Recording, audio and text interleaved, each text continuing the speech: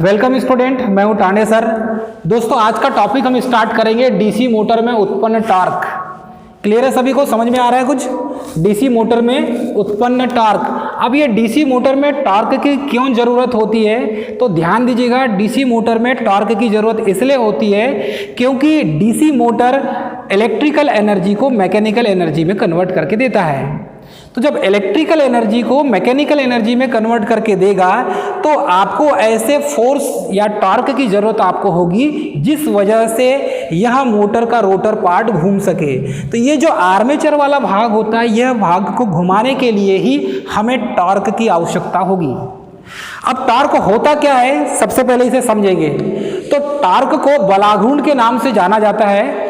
और टॉर्क को यदि हम ऐसा समझे बलाघूर्ण को, तो किसी अक्ष के चारों ओर घुमाने वाला ऐसा बल, ये जो एक प्रकार का ये शाफ्ट है और इस शाफ्ट में पुली यानी घिरनी लगी हुई है। मानकर चलिए रोटर पार्ट है और इस शाफ्ट को घुमाने के लिए जिस बल की आवश्यकता होगी वही टॉर्क कहलाएगा। मतलब इस शाफ्ट को घुमाने वाला बल जिसे आप टॉर्क से रिप्रेजेंट करेंगे। यहां पर यदि हम देखते हैं तो यहां पर ये घिरनी है और ये पूरा शाफ्ट कहलाएगा। तो मतलब इतना जो भाग हो जाएगा, ये जो इतना भाग है, मैं इसे सेक्शनाइज कर दे रहा हूं, तो ये जो इतना भाग हो गया ये शाफ्ट कहलाएगा। और शाफ्ट के ऊपर यहां पर पुली अर्थात की घिरनी लगी हुई है। अब ये जो बल है, इसमें जो बल कार्य करेगा तो बल इसके परपेंडिकुलर अर्थात कि लंबवत काम करेगा। और जब परपेंडिकुलर काम करेगा तब ही ये शाफ्ट रोटेट करेगा। तो ये इसके शाफ्ट का जो डायरेक्शन हो जाएगा वो इस टाइप से हो जाएगा, इस डायरेक्शन में हो जाएगा। तो ये जो टॉर्क है, इस टॉर्क का फार्मूला बनेगा T is equal to F into R. क्या बनेगा दोस्तों? T is equal to F into R. तो F क्या हो जाएगा? फोर्स हो जाएगा और R क्या हो जाएगा? यहाँ पर रेडियस हो जाएगा। तो फोर्स जो है, ये फोर्स कहाँ से पैदा होगा? यही बल इसको घुमाने की कोशिश करेगा। तो होता यूँ है कि मानकर चलिए यदि किसी चुंबकीय क्षेत्र में, ये इसे चुंबकीय क्षेत्र मानकर चलिए, बीच वाले पार्ट को आप रोटर मान लीजिए। यदि किसी चुंबकीय क्षेत्र में किसी कंडक्टर को रखा जाता है तो उस कंडक्टर के लंबवत एक बल कार्य करता है और वही बल इसे घुमाने की कोशिश करता है। तो ये जो बल इस रोटर पार्ट के ऊपर लगेगा जिसकी वजह से ये रोटर पार्ट रोटेट करेगा। तो यहां पर हम देखेंगे तो यही फोर्स जो है, यही फोर्स इसके लंबवत कार्य कर रहा है और यही फोर्स जो हो जाएगा बल F is equal to BIL। बल F इज इक्वल टू क्या हो जाएगा? BIL। जब तक यहां पर ये जो B है ये मैग्नेटिक फ्लक्स डेंसिटी हो जाएगी उसकी, और I से हो जाएगा यहां पर करंट, जो इस आर्मेचर में जो करंट फ्लो हो रही है, आर्मेचर करंट, उसको IA से रिप्रेजेंट करना चाहिए। तो सर्किट में तो इसे IA से रिप्रेजेंट करेंगे, लेकिन जब फोर्स के फॉर्म में लिखेंगे तो इसे I से शो करना होगा। उसके बाद ये जो L है ये हो जाएगा लेंथ ऑफ कंडक्टर। तो कंडक्टर की लेंथ हो जाएगी। तो यहां पर जो फार्मूला बनेगा T is equal to F into R.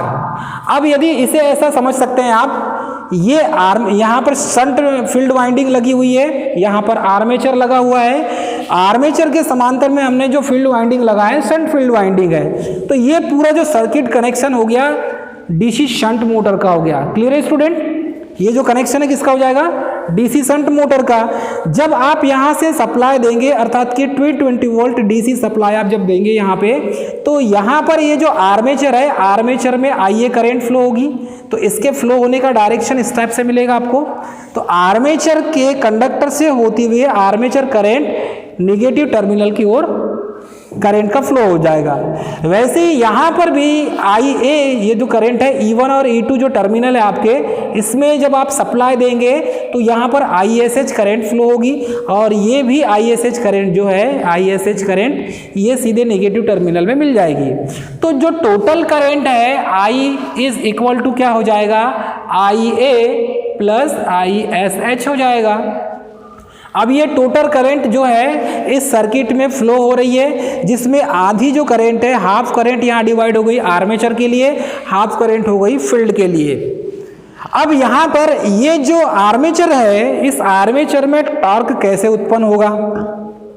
तो आर्मेचर में टॉर्क उत्पन्न करने के लिए आपको मालूम है डीसी मोटर का वर्किंग प्रिंसिपल कि जब किसी चुंबकीय क्षेत्र में किसी कंडक्टर को रखा जाता है तो उसके लंबवत एक बल कार्य करता है और वही बल उस रोटर को घुमाने की कोशिश करता है। तो यही चीज यहां पर भी होगी।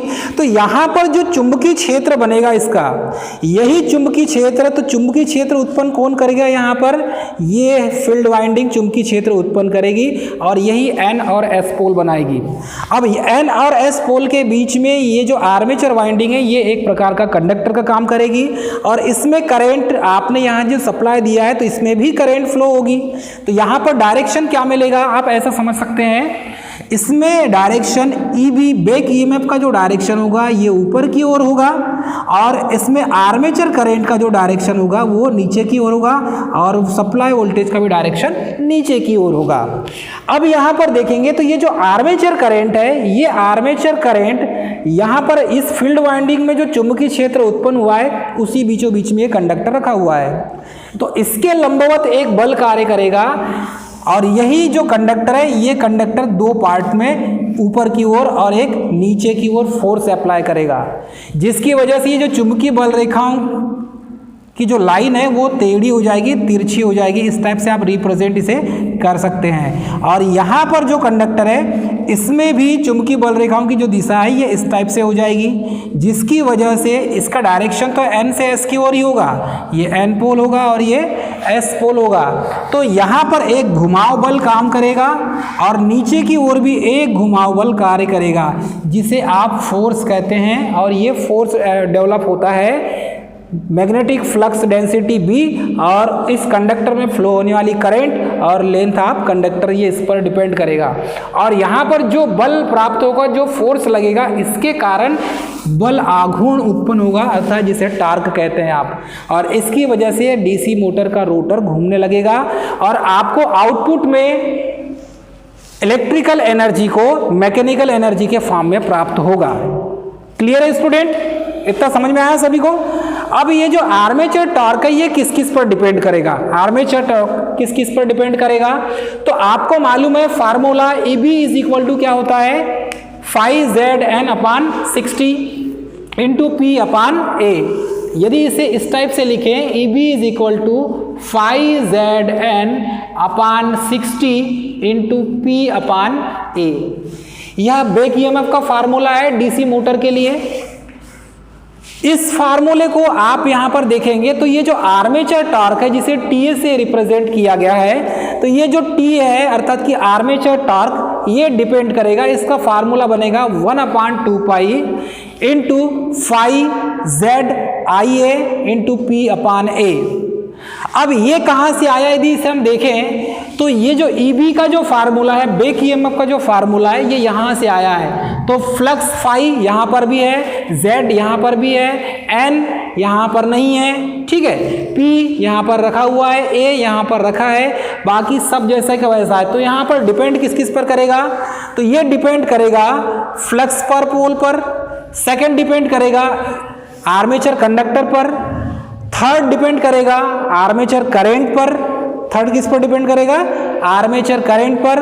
फोर्थ जो डिपेंड करेगा नंबर ऑफ पोल्स पर करेगा, जिसे P से शो करते हैं। और फिफ्थ जो डिपेंड करेगा समांतर पथों की संख्या, जिसे A से शो किया जाता है। और A is equal to P यहाँ पर किस पर होता है? लेप वाइंडिंग में। जब आप लेप वाइंडिंग करेंगे तो A is equal to P के बराबर होगा। और वेव यदि आप यूज करेंगे वेव वाइंडिंग तो A इज इक्वल टू इसे बराबर 2 से रिप्रेजेंट किया जाता है। तो इस तरीके से आप यहाँ पर आर्मेचर जो टॉर्क है ये 5 चीज़ों पर डिपेंड करेगा। Flux Z phi Z, armature current, pole मतलब P, और आर्मेचर कंडक्टर समांतर पथों की संख्या A पर डिपेंड करेगा। तो ये इतने हो गए यहाँ से आर्मेचर, ठीक है, मतलब समांतर पथों की संख्या, नंबर ऑफ पोल्स, ठीक है, स्पीड पर डिपेंड नहीं करेगा। फ्लक्स पर डिपेंड करेगा, Z पर डिपेंड करेगा, क्योंकि ये जो आर्मेचर टॉर्क है इसी के कारण स्पीड उत्पन्न होती है, मतलब कि मोटर रोटेट करती है। तो आर्मेचर टॉर्क जो इस पर डिपेंड करेगा, तो इसमें स्पीड पर आर्मेचर टॉर्क डेवलप होगा तब ही स्पीड बनेगी, और नहीं तो स्पीड नहीं बनेगी। आपको इस तरीके से समझना है दोस्तों। तो ये हो गया आपका आर्मेचर टॉर्क, डीसी मोटर में उत्पन्न आर्मेचर टॉर्क के बारे में। आप इसे इस तरीके से समझ सकते हैं, जब तक फोर्स अप्लाई नहीं होगा तब तक बल आघूर्ण उत्पन्न नहीं होगा, और ये जो फोर्स अप्लाई होगा मतलब फोर्स उत्पन्न होगा, यह होगा BIL के कारण, मैग्नेटिक फ्लक्स डेंसिटी B, इसमें करंट I और लेंथ ऑफ कंडक्टर L, ये तीनों पर डिपेंड करेगा दोस्तों। तो ये आप यहाँ आज का जो हमारा टॉपिक था डीसी मोटर में उत्पन्न टॉर्क, आप इस तरीके से इसे समझ सकते हैं। किसी को कोई पूछना है? दोस्तों यहाँ पर रनिंग अवस्था में आर्मेचर टॉर्क किस पर डिपेंड करेगा? तो रनिंग की कंडीशन में जब डीसी मोटर को स्टार्ट करेंगे आप, और स्टार्ट करेंगे तो स्टार्टिंग आपको मालूम है स्टार्टर का यूज करते हैं आप डीसी मोटर में, स्टार्टिंग करते हैं आप।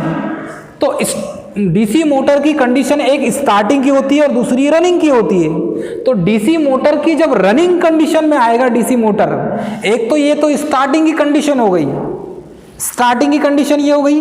रनिंग की कंडीशन में डीसी मोटर का जो आर्मेचर जो टॉर्क होगा वो किस किस पर डिपेंड करेगा? तो रनिंग की कंडीशन में आर्मेचर टॉर्क Z, यहां पर लिखा है आर्मेचर कंडक्टर की संख्या, Z क्या है यहां पर? Number of armature conductor. तो आर्मेचर कंडक्टर की संख्या और नंबर ऑफ पोल्स और समांतर पथों की संख्या, ये तीनों पर डिपेंड करेगी, ठीक है। लेकिन जब इसको प्रोपोर्शनल में समानुपाती में लेते हैं तो आर्मेचर टॉर्क फ्लक्स पर और आर्मेचर करंट ये इन दोनों के समानुपाती होती है। तो ये दोनों इसके रिजल्ट मतलब कि गुणनफल में हो जाएंगे। तो रनिंग कंडीशन में आर्मेचर टॉर्क, इसे हम यहां पर लिखेंगे आर्मेचर टॉर्क। रनिंग कंडीशन में आर्मेचर टॉर्क फ्लक्स तथा आर्मेचर करंट के गुणनफल के समानुपाती होता है। रनिंग कंडीशन में इस फार्मूले में ही पूरा सार छुपा है। रनिंग कंडीशन में आर्मेचर टॉर्क मैग्नेटिक फ्लक्स तथा आर्मेचर करंट के गुणनफल के समानुपाती होता है। आपको इस तरीके से इसी फार्मूले से आप समझ सकते हैं। यदि हम यहां बात करें डीसी मोटर की स्पीड ऑफ डीसी मोटर, तो डीसी मोटर की स्पीड किस पर डिपेंड करेगी? तो डीसी मोटर की जो स्पीड डिपेंड करेगी, EB is proportional to flux phi into N। और यहां पर यदि हम इस फार्मूले में EB अपान फ्लक्स फाई कर दें तो इस प्रोपोर्शनल टू क्या हो जाएगा? N हो जाएगा। कहने का मतलब ये है, आप इसे इस तरीके से रिप्रेजेंट कर सकते हैं, स्पीड किस किस पर डिपेंड करेगी? बैक EMF और फ्लक्स पर। किस पर डिपेंड करेगी? बैक EMF और फ्लक्स पर। अब यदि आप फ्लक्स को यहां पर घटाते हैं, फ्लक्स को कम करते हैं, तो स्पीड क्या हो जाती है? बढ़ जाती है। यदि आप फ्लक्स को कम करते हैं, घटाते हैं, तो फ्लक्स कम कब होगी? जैसे हमने speed control of DC shunt motor देखा था, आर्मेचर कंट्रोल मेथड और फील्ड कंट्रोल मेथड से हमने यूज किए थे ना। तो हम वहां पर क्या कर रहे थे? यदि हम यहां पर फ्लक्स को कम करते हैं, सर्किट में फ्लक्स को यदि कम करते हैं, तो फ्लक्स को कम करते हैं तो स्पीड बढ़ जाती है। फ्लक्स को कम करेंगे तो स्पीड बढ़ जाती है। अब देखिए, यदि हम फ्लक्स को कम कर रहे हैं तो स्पीड बढ़ रही है, यदि हम फ्लक्स को बढ़ा दें तो स्पीड क्या हो जाएगी दोस्तों? कम हो जाएगी। क्लियर है सभी को? समझ में आ रहा है? अब ये फार्मूला कहां से आया? तो ये फार्मूला आया EB is equal to phi ZN upon 60 into P upon A। Clear है सभी को? यहां पर आप देखेंगे इस फार्मूले में तो फाई फ्लक्स फाई और एन, मतलब कि ये फ्लक्स फाई और ये जो एन है, उसके बाद जेड पी ए और 60 ये जो गोला जिसमें लगा हुआ है ये सब कांस्टेंट होते हैं, मतलब इसके मान को हम चेंज नहीं किया जा सकता। समांतर पथों की संख्या चेंज कर सकते हैं क्या एट ए टाइम? नहीं कर सकते। नंबर ऑफ पोल चेंज कर सकते हैं क्या हम? नहीं चेंज कर सकते। जेड नंबर ऑफ जो कंडक्टर है उसे भी चेंज नहीं कर सकते हम। उसके बाद 60 ये तो सेकंड के लिए आता है, तो ये जो है चारों चीज़ों को हम यहाँ पर चेंज नहीं कर सकते, ये कांस्टेंट होगा। तो फिर कांस्टेंट है तो फिर चेंज क्या होगा? तो चेंज हो जाएगा फ्लक्स के मान में चेंज कर सकते हैं, तो और स्पीड, क्योंकि स्पीड को कम ज़्यादा किया जा सकता है, फ्लक्स को कम ज़्यादा किया जा सकता है। तो स्पीड को कम ज़्यादा करेंगे या तो फ्लक्स को कम ज़्यादा करेंगे तो बैक ईएमएफ का मान चेंज हो जाएगा, या तो बैक ईएमएफ का मान यदि हमें घटाना बढ़ाना है तो फ्लक्स और स्पीड को हम चेंज करके बैक ईएमएफ का मान घटा या बढ़ा सकते हैं। तो हमें यहाँ पर यही करना है। यदि हम फ्लक्स के मान में कमी करते हैं तो फ्लक्स के मान में कमी किसके माध्यम से होगी? यदि हम फील्ड वाइंडिंग के सीरीज में एक्स्ट्रा रेजिस्टेंस जोड़ दिया जाए तो फ्लक्स के मान में कमी हो जाएगी। तो जैसे ही हम फ्लक्स के मान में कमी होगी तो ये किस पर डिपेंड करेगा? आर्मेचर करंट पर। चलो, आर्मेचर करंट पर कैसे डिपेंड करेगा और फील्ड वाइंडिंग के करंट पर डिपेंड कैसे करेगा? तो आपको पता है आज का जो हमने प्रैक्टिकल परफॉर्म किए थे उसमें हमने फ्लक्स के मान को ही कम किया था। तो हमने फ्लक्स के मान को डायरेक्ट कम नहीं किया, हमने क्या किए, यदि आर्मेचर रेजिस्टेंस कंट्रोल मेथड का हमने किए हैं, आर्मेचर साइड से रेजिस्टेंस कंट्रोल हमने किया, रेजिस्टेंस के मान को घटाया बढ़ाया तो स्पीड कम ज़्यादा हो गई। तो हमने क्या किए, आर्मेचर कंट्रोल मेथड का यूज़ किए, तो इसमें आर्मेचर करंट का मान हमने कम कर दिया और रेजिस्टेंस का मान हमने यहाँ पर बढ़ा दिया। तो हमने जब रेजिस्टेंस का मान बढ़ाया, आर्मेचर का मान यहाँ पर कम कर दिया हमने, तो यहाँ पर इसकी स्पीड के मान में कमी होने लगी। तो स्पीड का मान जो है वो कम होने लगा, स्पीड कम हो गई। यदि आर को बढ़ाते हैं तो IA कम हो रहा है, IA कम हो रहा है तो स्पीड कम हो रही है। तो यहाँ पर आप देख सकते हैं इसके कारण क्या हो रहा है, फ्लक्स का मान भी क्या हो रहा है, कम हो रहा है। ठीक है, तो ये फ्लक्स का मान कम करते हैं तो स्पीड का मान ऑटोमेटिक बढ़ रहा है। तो यदि आपको स्पीड को बढ़ाना है तो ये फ्लक्स के मान को आपको कम करना होगा। अब फ्लक्स का मान कब कम होगा, तो ये फील्ड वाइंडिंग है और ये जो फील्ड वाइंडिंग में जो करंट फ्लो हो रही है ISH करंट, इसके मान में आपको क्या करना पड़ेगा, कमी करना होगा। तो आप इसके मान को कम कैसा करेंगे, ध्यान दीजिएगा, इसके मान को ISH के मान को कम कब करेंगे आप, जब आप एक्स्ट्रा रेजिस्टेंस लगाएंगे। जब आप रेजिस्टेंस के मान को बढ़ा देंगे तो I का मान ऑटोमेटिक कम हो जाएगा। I का मान ऑटोमेटिक कम होगा तो फ्लक्स का मान भी कम हो जाएगा। जब फ्लक्स का मान कम हो जाएगा तो ये स्पीड ऑटोमेटिक बढ़ जाएगी। क्लियर है सभी को, समझ में आ रहा है? तो इस तरीके से आप यहाँ पर इसकी स्पीड को भी, स्पीड ऑफ DC मोटर, इसकी स्पीड को कंट्रोल कर सकते हैं। तो ये फार्मूला जिम्मेदार होगा, इसी फार्मूले को आपको याद रखना है। क्लियर है स्टूडेंट, समझ में आया आपको? Thank you.